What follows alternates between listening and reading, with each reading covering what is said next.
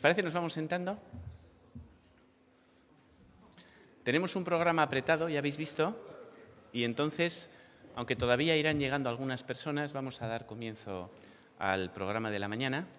Sabéis que está estructurado en 4 pilares y yo, sin más preámbulo, voy a ceder la palabra a Beatriz, que es la moderadora de este primer bloque. Todos tenéis unas carpetas en las cuales tenéis alguna hoja en blanco. Si queréis, a lo largo de las charlas, ir pensando alguna pregunta que podáis hacer llegar a la moderadora, la azafata irá en algún momento de la charla paseando por si queréis hacerle llegar la pregunta y luego la moderadora pues las hará llegar a los ponentes. Como estamos también con un poquito de tiempo, si no da tiempo a que todas las preguntas cursen, pues luego tenemos un cafecito para poder charlar directamente con los ponentes y podéis consultarles las cosas que no hayan dado tiempo. Beatriz, te dejo la palabra. Muchísimas gracias.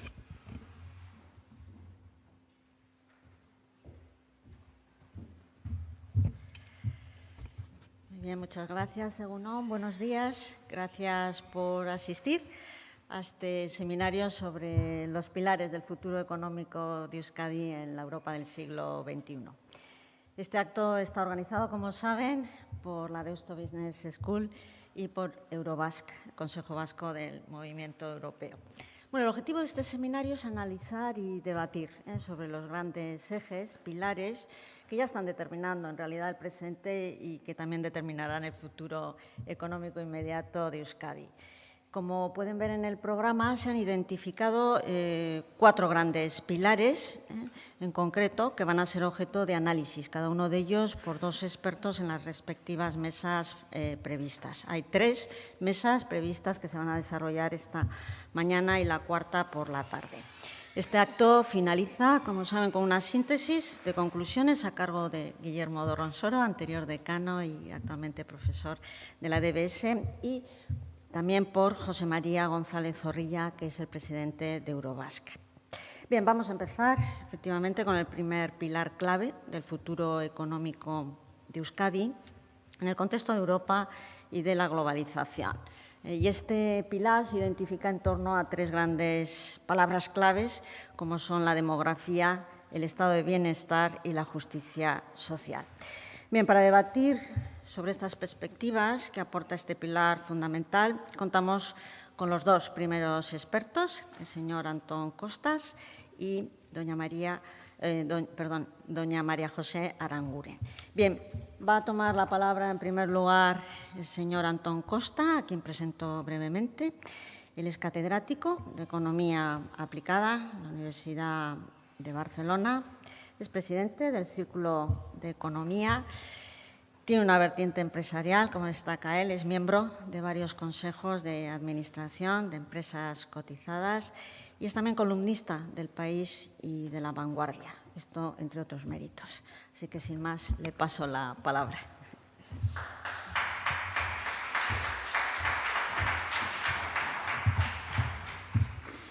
Buenos días. En primer lugar, muchas gracias a Guillermo y a Eurobasque por la invitación que me han hecho y que me da esta oportunidad de compartir con ustedes este inicio de la mañana en una conversación que espero que sea de interés para ustedes y sin duda lo será con seguridad para mí. Insisto, es un honor y es un placer. Y sin más entro, porque los tiempos veo en el programa que están muy medidos, entro en él. Nos dan entre 30 y 45 minutos.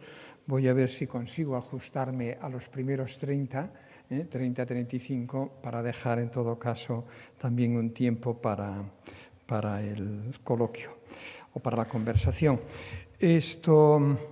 El esquema que voy a seguir, comenzaré un poco dándole sentido a la pregunta que me han hecho o que nos han hecho, ¿no?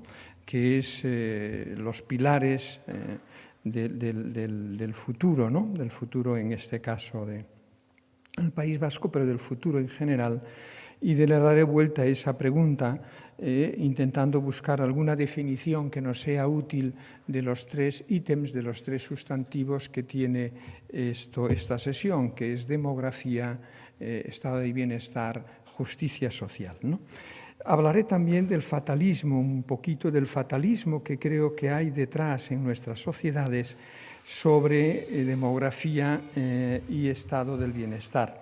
Y sostendré mi tesis, que es que, a mi juicio, sin estado de bienestar y sin justicia social, a mi juicio, no hay prosperidad futura, porque creo que la falta de esos elementos, de eso que se está llamando en el título justicia social, o que yo llamo en ocasiones de progreso social, mi tesis, defendida en muchos lugares, es que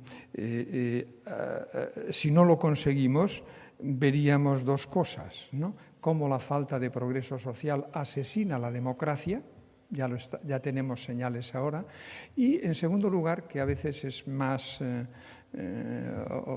se tiene menos en cuenta, es que la falta de progreso social asesina también al capitalismo, al buen capitalismo.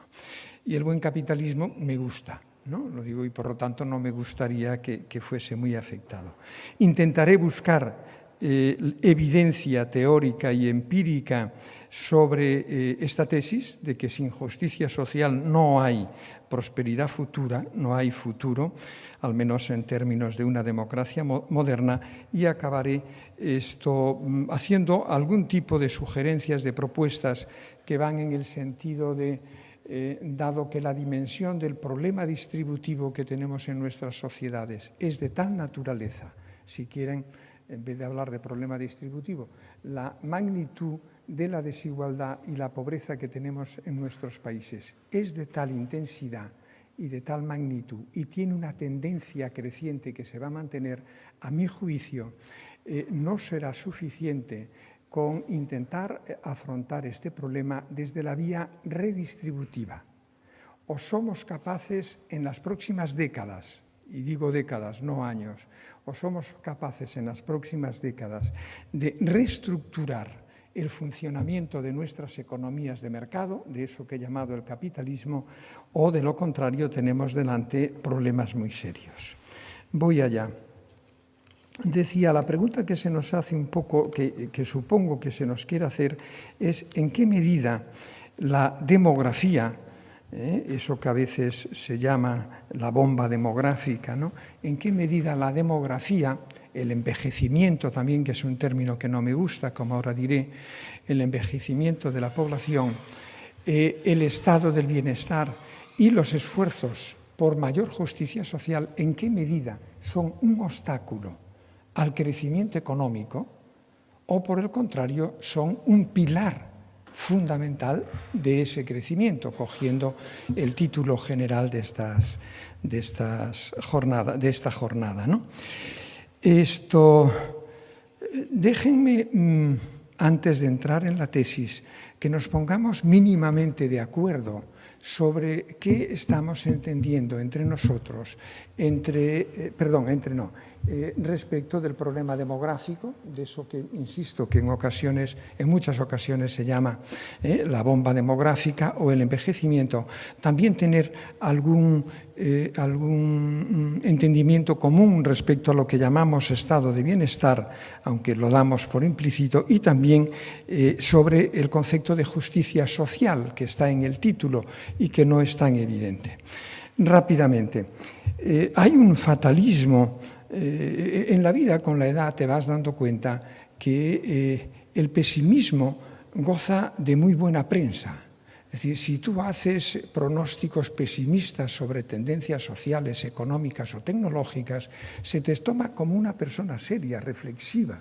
Sin embargo, si muestras un cierto optimismo, aunque sea escéptico, te ven un poco como optimista bobo, ¿no? Optimista tonto. Es decir, el pesimismo, insisto, vende más. Es decir, si tú le pones a tus libros, si yo le pongo a mis libros un título apocalíptico, sé que voy a vender más que si le pongo un título esperanzador, ¿no? Bueno, esto es así. Lo digo porque con respecto a la demografía, no me puedo parar por el tiempo, hay un fatalismo que yo no entiendo, ¿no? Porque en definitiva, ¿por qué nos preocupa lo que considero que es uno de los mayores logros de la humanidad? Viendo la edad a la que murieron mis abuelos o bisabuelos, ¿no? esto y viendo la esperanza de vida que nosotros tenemos. Es decir, un logro que es espectacular de la humanidad, que es la esperanza de vida, la longevidad, no el envejecimiento. La longevidad lo estamos viendo como una especie de maldición de Matusalén. Probablemente pesa mucho, de forma inconsciente, aquel fatalismo de Augusto Comte en el siglo XIX, cuando dijo que la demografía es el destino, en el sentido maltusiano de la palabra. Yo no lo veo, y espero no mostrarme como un optimista bobo, insisto, porque creo que hay un mito que, bien leídas las estadísticas, un mito sobre el envejecimiento, que bien leídas las estadísticas no es así. De la misma manera que hoy podríamos pensar, si cojo el precio de un coche hoy, el precio nominal de un coche hoy y el precio nominal de un coche en los años 40, el precio nominal del coche hoy es mayor que el de los años 40. Si lo ajusto por la inflación, el precio de un coche del año 40 era mucho más elevado que un coche de hoy. Lo mismo nos sucede en términos de edad. La edad, según veo de los demógrafos, de una persona que hoy tiene 75 años corresponde a la edad de 60 años en el año 1950. Si me aceptan esto, la pregunta es ¿por qué a los gobiernos y probablemente a la sociedad le preocupa la cuestión demográfica? Porque lo estamos viendo de una manera que no es adecuada. Creemos que la mayor esperanza de vida implica un gasto sanitario que arruinará a los estados del bienestar. Y en segundo lugar, que es el que más me interesaría trasladarles a ustedes con brevedad, es decir, vemos a las personas que ahora llamamos mayores, que soy yo, ¿no? Las vemos como simples consumidoras de recursos que si no consumiésemos nosotros irían a los jóvenes. Y se nos ve como personas poco productivas. Si es verdad que somos poco productivas y que somos fundamentalmente consumidores, el alargamiento de la esperanza de vida puede plantear un problema. Pero ¿y si rompemos el supuesto de la menor productividad? Si lo rompemos, comenzamos a ver las cosas de otra manera. Tengo que ir mirando el tiempo. ¿Qué les diría? Que miren, tenemos, para un buen análisis de la demografía, y que no nos asuste, tenemos que comparar el efecto envejecimiento con el efecto longevidad. Si el efecto envejecimiento es mayor que el de longevidad, tenemos un problema.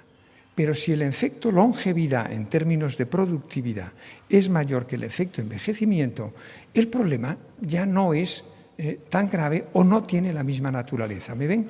Por lo tanto, mi idea aquí, porque después ya no me pararé en la demografía, es que lo que hoy deberíamos estar pensando en los gobiernos, en la sociedad y en las empresas es con políticas de longevidad.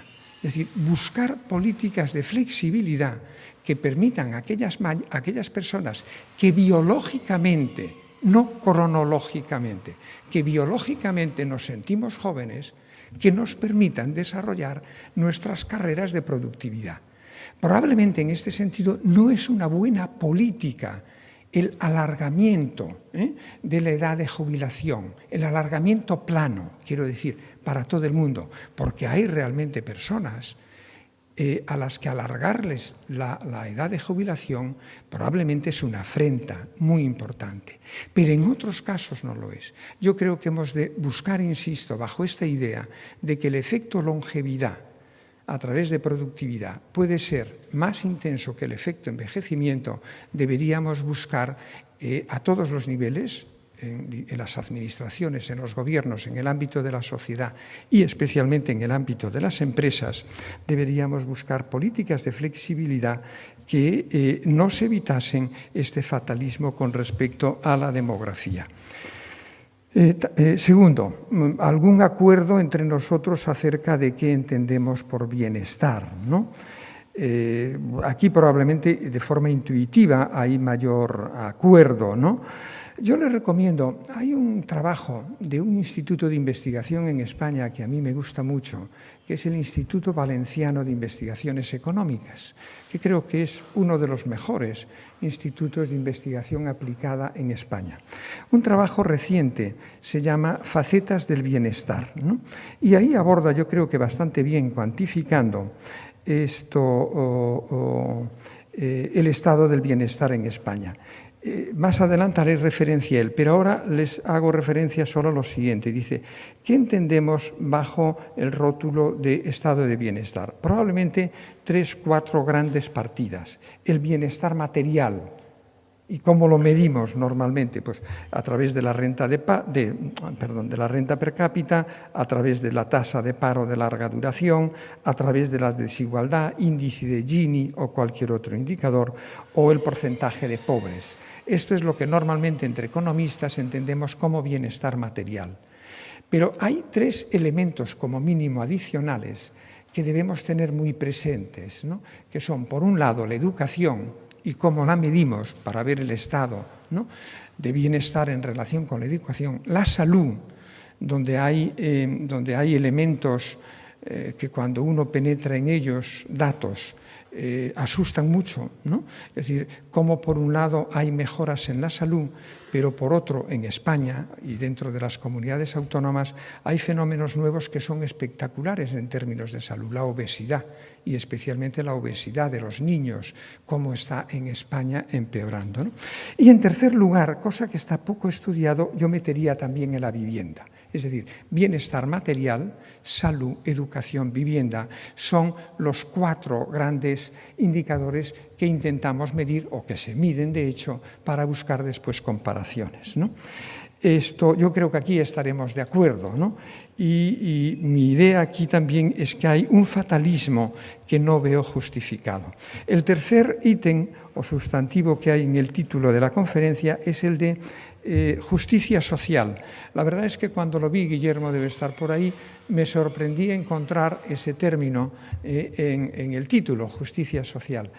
Pero tiene mucho sentido. De hecho, hay una investigación tanto académica como no académica en los países anglosajones, en particular en el Reino Unido, que está trabajando de una manera, a mi juicio, muy interesante con el concepto de justicia económica, economic justice, ¿no?, que es equivalente, yo creo que, Guillermo, a lo que tú deberías tener o debes tener en la cabeza cuando has puesto justicia social.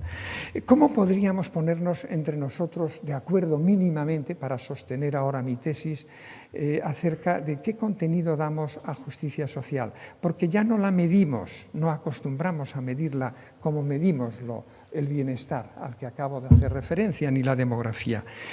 Ahí es difícil, ¿no?, ¿qué entendemos por justicia social? Probablemente de forma intuitiva podríamos decir que es aquella equidad o aquella justicia con la que se genera prosperidad en una economía y se distribuye entre sus variados de forma equitativa, justa entre sus componentes.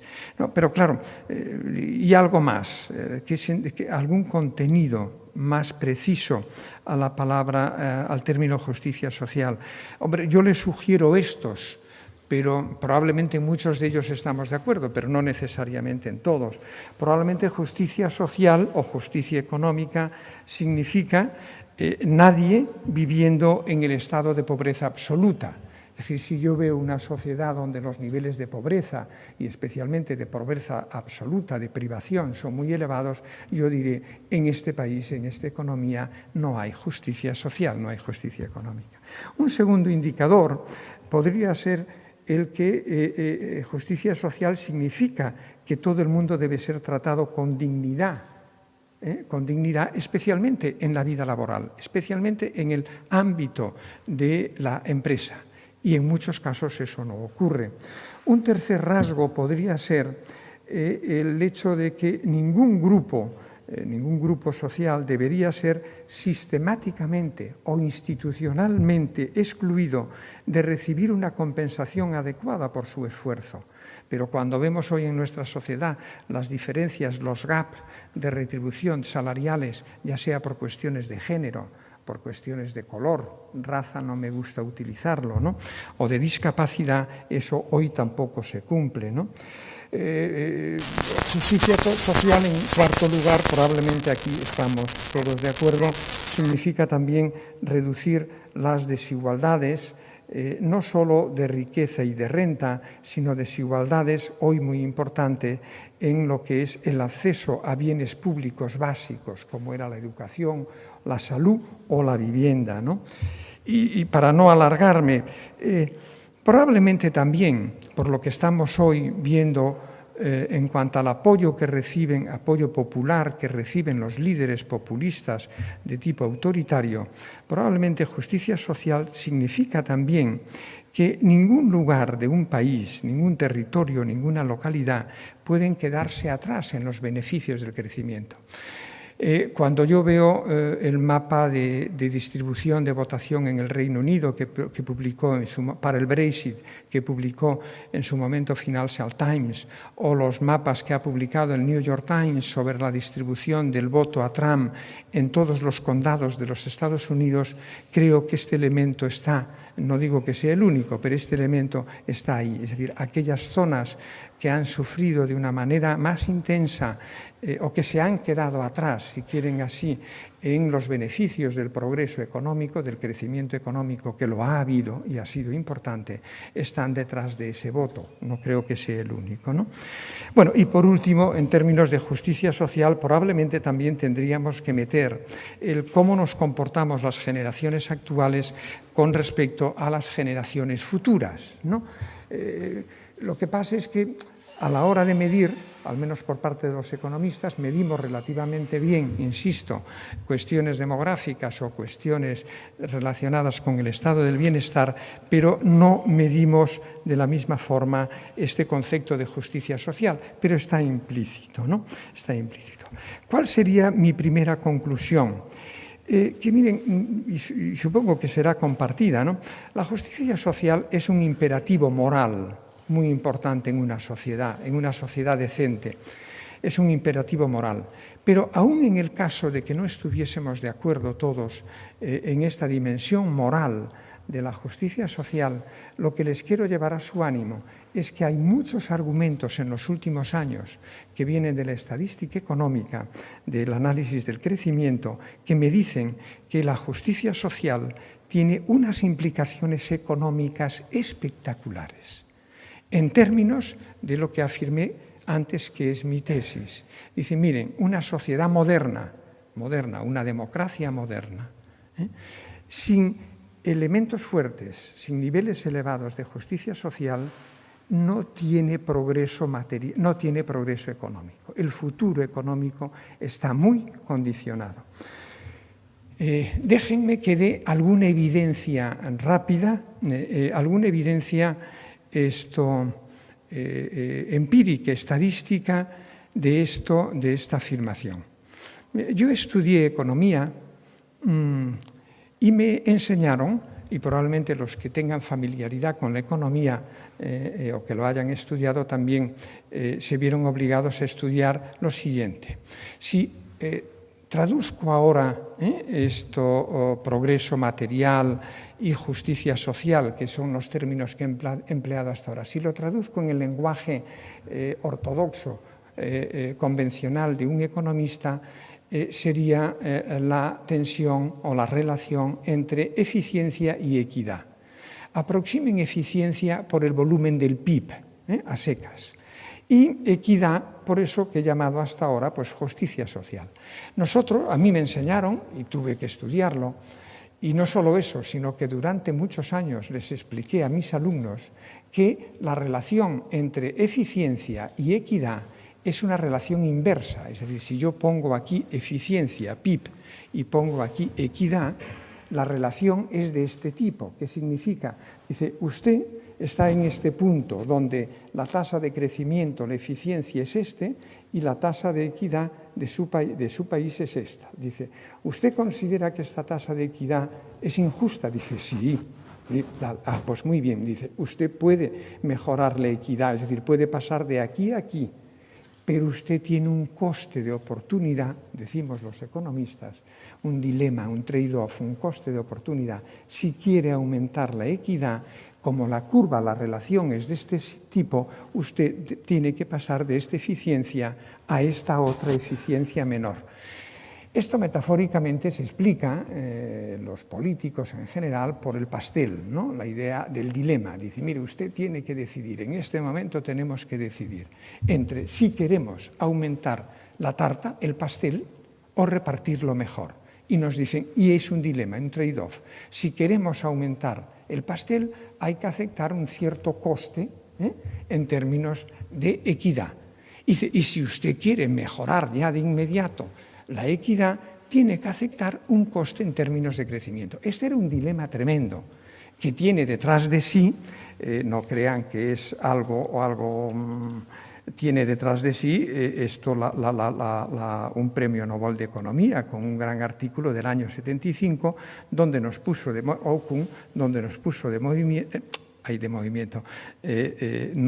puso en evidencia esta relación inversa. Y es un trade-off tremendo. Y está en nuestra cabeza, está especialmente en la cabeza de los responsables de política pública, de los responsables administrativos y en el mundo empresarial. Dice, mire, si queremos crecer hay que reducir salarios. Tiene manifestaciones de muchos tipos. Eso es lo que me enseñaron y eso es lo que enseñé. La buena nueva, por decirle así, es que los datos que tenemos a partir de hace escasamente 8 años, no más, datos mucho mejores que los que trabajó Okun y además trabajados con algoritmos, con técnicas de inteligencia artificial, traen una buena nueva que es espectacular y que no ha traspasado aún el mundo de la academia. ¿Y qué dice esa buena nueva? Que la relación entre eficiencia y equidad no es de tipo inverso, sino de tipo positivo. Dice, anda, esto es un hallazgo espectacular. Si tienen dudas, los trabajos de Ostry en el Fondo Monetario Internacional, Redistribution, Inequality, Growth, del año 2014, son espectaculares. Y los trabajos de Ostry han sido recibidos sin crítica.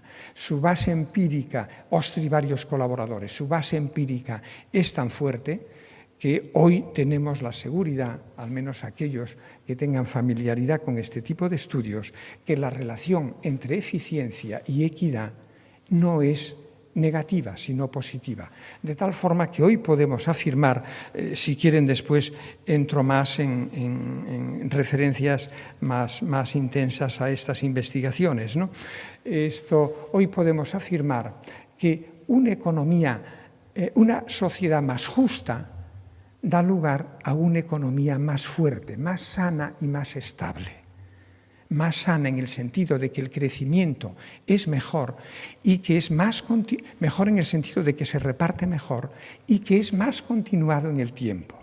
Y esto, les insisto, hoy en el mundo de la economía, al menos aquella economía que nos relacionamos con estos problemas, esto hoy está muy consolidado. Quizá propondría a los organizadores salir al final de la tarde por ahí, por la orilla del río, con una pancarta diciendo, ¿no?, una sociedad más justa es una economía más fuerte. Y tenemos muchos datos, insisto, veo la hora con un cierto agobio, aunque tengo tiempo aún, pero es un resultado espectacular a mi juicio. A forma de flashes, dice, miren, ¿por qué nos explotó en el 2008 todo lo que nos explotó? Dice, hombre, algo más sabíamos de lo que se dice normalmente. Porque miren, el capitalismo es como el colesterol. Lo hay del bueno y del malo. Y normalmente no es lo mismo hablar del capitalismo anglosajón, si pienso en Occidente, del capitalismo anglosajón, Estados Unidos o el Reino Unido, o hablar del capitalismo europeo continental. Haciendo aquí la advertencia que hacía anoche, que los españoles, aunque somos europeos continentales, en términos de desigualdad, somos anglosajones honorarios, porque tenemos grados de desigualdad y tendencias de desigualdad propias de los países anglosajones y no de los países europeos continentales. Con esto lo que le quería trasladar es lo siguiente. El capitalismo es un sistema económico que tiene muchas virtudes y que solo funciona bien no con el consumo de los ricos o de los muy ricos, esos eran sistemas económicos anteriores. El capitalismo moderno es un sistema que solo funciona con el consumo de las grandes clases medias y de las clases trabajadoras. Y si estos dos grupos sociales amplios, por los motivos que sea, no tienen ingresos o tienen insuficientes ingresos, para poder seguir funcionando el capitalismo, ¿qué hay que hacer? Pues darle a estos grupos sociales ingresos que no vengan de los salarios. ¿Qué es lo que hicimos en los años 80, 90 y principios de este siglo? Compensamos la caída del salario real que viene en todos los países, que comenzó a finales de los 70 hasta hoy. Hemos compensado la caída de los ingresos de los hogares con el crédito. El crédito era un ingreso sustitutivo de los salarios que se perdían. Es decir, que la desigualdad en términos de ingresos, nosotros, los gobiernos, la compensaron con un aumento del endeudamiento de las familias y del resto de los actores económicos. Pero eso tiene un límite, y el límite fue, aunque no lo creíamos, el 2008, ¿no? Por lo tanto, la conclusión es: una economía desigual, un capitalismo desigual, es un capitalismo más maníaco-depresivo de lo que lo es ya por naturaleza. Es decir, el capitalismo es de nuevo maníaco-depresivo, tiene fases de euforia y fases de depresión. Y usted no puede ir a ninguna facultad, a Deusto o a ninguna tienda y a decir, mire, deme el capitalismo, pero solo la fase de euforia, que la otra no lo quiere. Dice, no, es un paquete, lleva las dos. Por lo tanto, el capitalismo tiene crisis recurrentes, pero tiene crisis que son, digamos, resfriados, que no pasa nada, 6 días y te lo curas, y tiene crisis que son neumonías, que son peligrosas. Lo que tenemos es una neumonía y no se arregla si no metemos, insisto, esas políticas de igualdad o de justicia social. Sin embargo, aquí probablemente la pregunta sería, bueno, y si ya lo sabemos, al menos en la academia, ¿por qué no hacemos algo? Bueno, primero porque también los años te van enseñando algunas cosas. Una de ellas es que el conocimiento no es poder. Tú puedes saber que fumar aumenta enormemente la probabilidad de tener cáncer y, sin embargo, tener poca influencia en términos de que los fumadores dejen de fumar. El conocimiento en sí mismo no es poder. El hecho de que ahora sepamos, desde hace poco, que la desigualdad daña al crecimiento, y que es mejor la igualdad, no significa que de forma inmediata este conocimiento se vaya a trasladar a la política. Y va a tardar mucho porque hay muchas resistencias, no solo por los intereses, digamos así, sino por las ideas. Y especialmente las ideas en el ámbito de la economía. Permítanme solo para que vean ustedes esto, la resistencia y casi el planteamiento descarnado que en el ámbito de la economía existe contra la redistribución o la distribución. Permítame citar unas palabras de un economista prestigioso, al que estimo intelectualmente, pero que no comparto algunos de sus planteamientos. Es Robert Lucas, Premio Nobel de Economía, por lo tanto no es un economista cualquiera. Y dice Robert Lucas, en fecha tan cercana como el año 2007, dice él, de las tendencias que son dañinas para una economía sana, la más seductora y, en mi opinión, la más venenosa es poner el foco en la cuestión de la distribución. Y sigue, el potencial para mejorar la vida de la gente pobre mediante la redistribución no es nada comparado con el potencial aparentemente sin límites de aumentar la producción. Es decir, hay una resistencia, insisto, muy intensa que viene también del mundo de las ideas, sobre la conveniencia de no aumentar la distribución, ya sea en el seno de las empresas o la redistribución a través de impuestos y gastos públicos. Decía John Maynard Keynes, si recuerdan los que aún no siendo bueno, en general es como la Biblia y otros muchos textos. Los grandes textos son muy citados pero muy poco leídos, es lo normal, ¿no? La teoría general de John Maynard Keynes, si se acuerdan, acaba en los párrafos finales con esta idea, con esta afirmación. Dice John Maynard Keynes, de otra manera, dice él, aunque muchas veces se cree que la resistencia al cambio de políticas, viene del mundo de los intereses corporativos, empresariales, políticos, dice él, no es verdad. La gran resistencia al cambio de políticas viene del mundo de las ideas.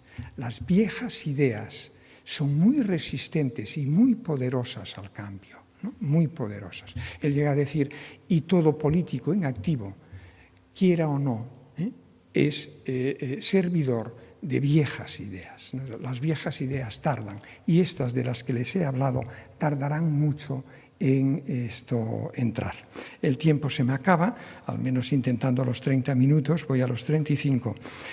Ahora les iba a decir, pero lo paso por alto, les iba a decir que en términos comparados, nuestro comportamiento, el de España, en términos de desigualdad y de justicia social, es espectacular en el sentido negativo de la palabra. Si sacamos Rumanía del mapa, somos el país de la OCDE, no solo de la Unión Europea, con peor comportamiento en términos de evolución de desigualdad y pobreza. Es algo que a mí me cuesta, y lo digo honestamente, ¿no? Vivo en una economía que es la 14ª del mundo, por lo tanto es importante. Vivo en un país donde nos vemos personas decentes, por lo tanto en un país decente, y mi pregunta es, ¿pero cómo es posible que una buena economía y un país decente sea el país que en los últimos 10 años tiene peor comportamiento y muy peor comportamiento en términos de desigualdad en la distribución de renta-riqueza o en términos de pobreza, y especialmente la pobreza más dañina, que es la pobreza de los niños?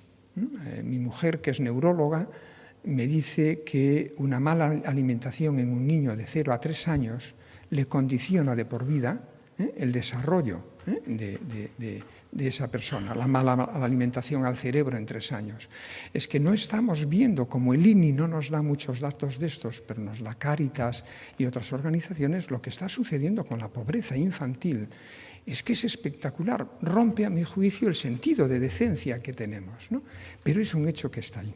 No me meto, sin embargo, en las comparaciones que iba a hacer de desigualdad, pobreza, España, resto de países, ni me meto en un aspecto muy interesante, especialmente hablando en el País Vasco, entre las diferencias en términos de los indicadores de bienestar que antes he mencionado, bienestar material, salud, educación, vivienda. Cuando uno coge todas las comunidades autónomas españolas, es que las diferencias son tan bestiales que aún me sorprende que en muchos lugares no salgan a la calle a romper todo. No me vean esto como una sugerencia para hacerlo, ¿eh? Y paso a cabo ya. Yo mi idea, la segunda tesis que les enunciaba al principio, es que es de tal magnitud, a mi juicio, el problema distributivo que tenemos delante y las tendencias a su empeoramiento, desgraciadamente, no van a disminuir de forma inmediata. Por lo tanto, la pregunta que dejo ahí, dice, bueno, ¿y la historia qué nos dice acerca de los factores que en el pasado han roto las etapas de fuerte desigualdad? Que las ha habido. Es decir, ¿cómo se han roto en el pasado?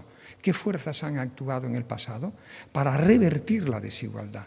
Mi pronóstico ahora es que la desigualdad en nuestros países y en el nuestro en particular va a seguir aumentando en los próximos años y plantea un problema distributivo, un problema de justicia social y de calidad del crecimiento económico, de calidad del progreso material futuro importante. ¿Qué tendríamos que hacer? La respuesta más inmediata e intuitiva y que tiene cierto fundamento es decir, bueno, pues hay que actuar a través de la redistribución, hay que actuar a través de los impuestos y a través del gasto social, del gasto público. Tiene sentido. Yo lo que les querría trasladar es que esa actuación, por muy intensa que pueda ser en los próximos años, no será suficiente para poder revertir el problema de desigualdad. ¿Por qué motivo? Porque el núcleo fundamental de la desigualdad, y en particular de la desigualdad española, me viene de la economía, no de los impuestos, que también, y de los gastos, me viene de la economía.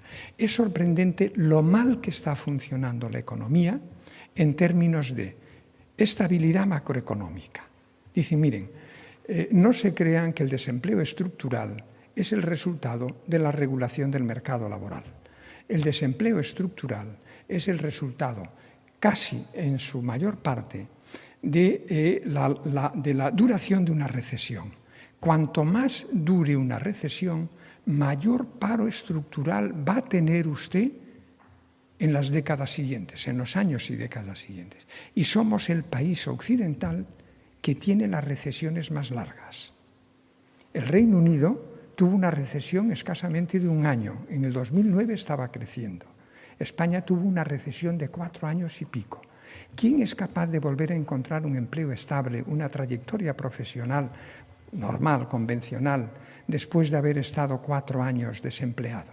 Ya sea porque no has encontrado empleo cuando acabaste tus estudios, ya sea que lo tenías, lo has perdido.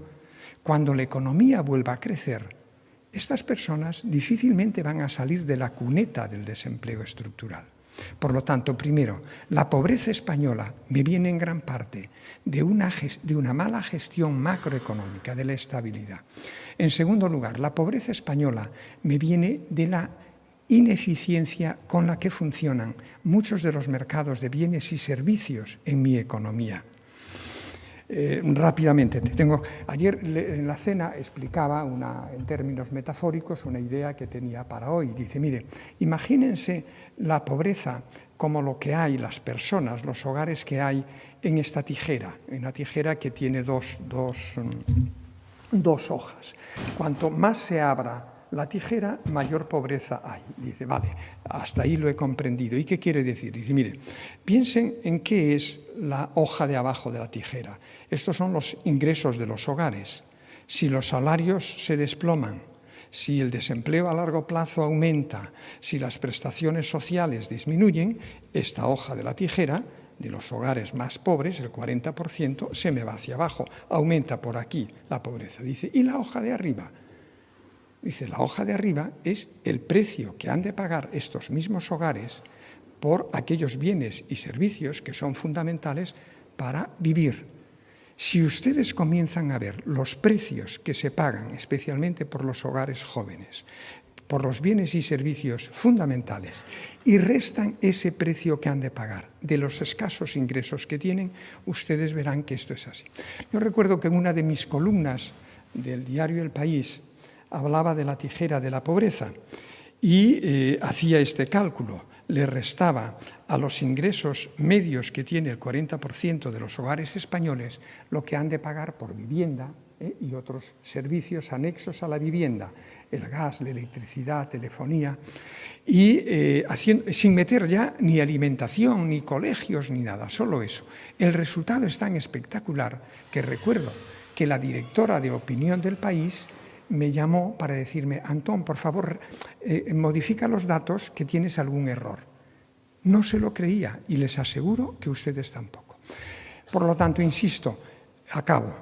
El problema de distribución que tenemos es tan intenso que va a exigir acciones importantes en el ámbito redistributivo. Pero recuerden que la redistribución tiene unas resistencias tremendas. Pero aún siendo necesario, yo creo que el mayor esfuerzo que tienen que hacer nuestras sociedades, nosotros, en las próximas décadas, esto no es cuestión de un gobierno, en las próximas décadas, es hacer que la economía funcione de otra forma, funcione mejor en dirección del progreso social. Y probablemente eso requiere cambios del tipo que se hicieron a partir a la salida de la Segunda Guerra Mundial. En el siglo XX hay dos momentos reformistas. Las demás reformas son poca cosa. Dos momentos reformistas. Uno es a la salida de la Segunda Guerra Mundial, que es donde aparece ese contrato social espectacular, contrato social que viene a decir las izquierdas admiten por primera vez después de la guerra que el capitalismo regulado, controlado, civilizado puede ser un buen sistema de creación económico, de creación de riqueza, pero le piden a las derechas, dice, sí, nosotros legitimamos el capitalismo, el buen capitalismo, pero ustedes tienen que apoyar un nuevo Estado social que reparta mejor esa riqueza. Eso es el gran contrato social de los años 40. Mi idea es que hoy, que tardó muchas décadas, hoy tenemos de nuevo delante este reto y tardará, a mi juicio, soy optimista, muchas décadas. Muchas gracias.